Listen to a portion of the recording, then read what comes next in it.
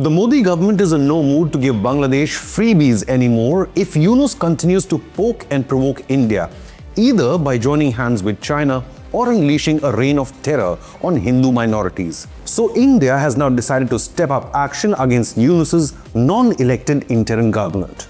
Only days after withdrawing its goodwill trade transshipment facility, the Modi government has now halted funding and construction work on key railway connectivity projects in Bangladesh. Now, Bangladesh is sure to feel the pinch after India suspended projects worth nearly 5,000 crore rupees, citing ongoing political turmoil and safety of labor due to security uncertainties.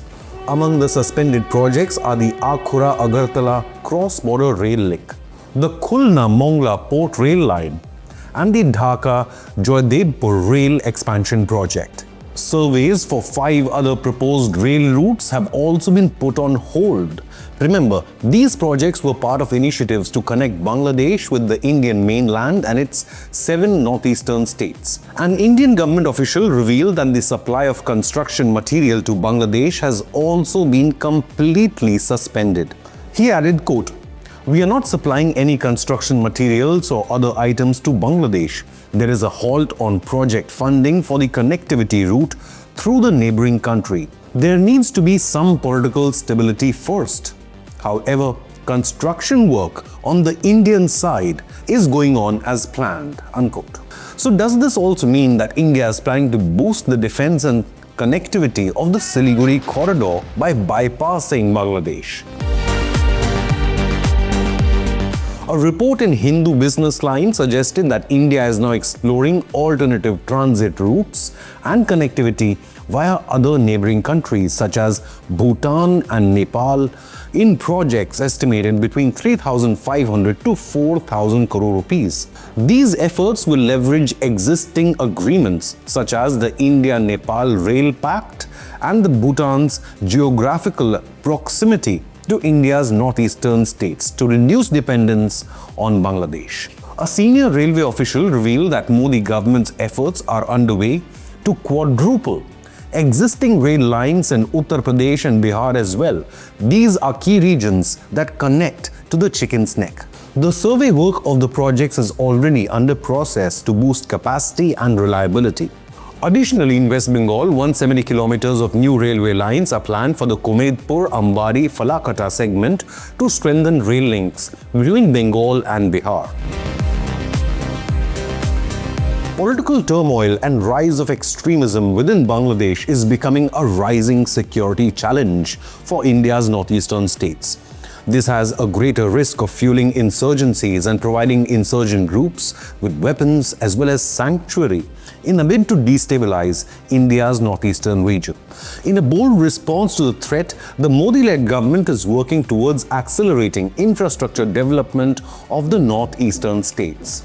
During just the past 3 financial years, the Ministry of Development of Northeastern Region sanctioned 90 projects costing 3,417 crore rupees under the Northeast Special Infrastructure Development Scheme.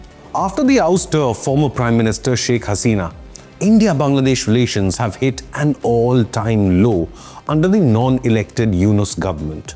Now, what has soured New Delhi's ties with Dhaka is widespread communal violence against Hindu minorities inside Bangladesh, while Yunus has been accused of turning a blind eye to the atrocities committed by radical extremists. In another shocking incident, a prominent Hindu community leader, Bhabesh Chandra Roy, was allegedly abducted and then brutally murdered in Dinajpur district in northern Bangladesh on the 17th of April. India's Ministry of External Affairs slammed Dhaka, saying, quote, "This killing follows a pattern of systematic persecution of Hindu minorities under the interim government, even as the perpetrators of previous such events roam with impunity," unquote. In 2024, there were 2,200 recorded cases of violence against Hindus and other minorities in Bangladesh. The situation has not improved in 2025. NEA added, quote, "We condemn this incident and once again remind the interim government to live up to its responsibility of protecting all minorities, including Hindus, without inventing excuses or making distinctions," unquote.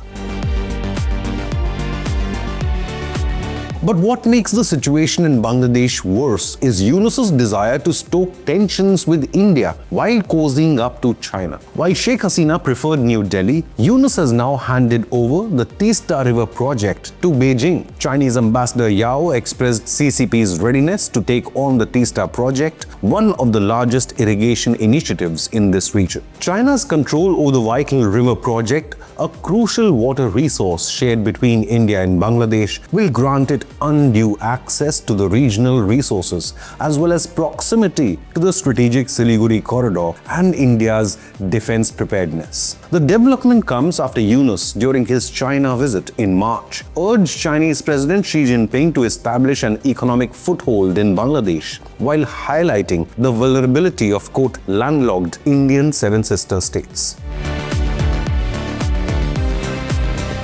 Moreover, Yunus also invited China to develop the airfield in Bangladesh's Lalmonirhat district, located close to Jalpaiguri and Coach Bihar districts of West Bengal, geographically overlooking the Chicken's Neck, a corridor that is the main lifeline of India's military strength on the northeastern front. This airfield project could really sour relations with New Delhi and make Bangladesh a target if a war ever breaks out. China is already attempting to inch closer to the Siliguri Corridor by upping border infrastructure projects near the Doklam Plateau in Bhutan. Now, a Chinese airbase on the other side of Chicken's Neck in Bangladesh could have long-term security implications. India is expected to first explore all diplomatic and economic measures to retaliate before any military action. The transit agreement termination and now the railway project deadlock is a direct response to Yunus's provocations. Moreover, Yunus's policies have torpedoed Bangladesh's once thriving economy, with reports of factories shutting down, while the GDP growth has slowed to barely above 3%. The Indian government has also intensified its crackdown on illegal migrants from Bangladesh. Home Minister Amit Shah wrote how India is not a dharamsala where anybody can enter. In 2016, then Union Minister of State Kiran Rijiju told Rajya Sabha that there were 2 crore or 20 million illegal Bangladeshis living in India. But this illegal influx is now about to stop.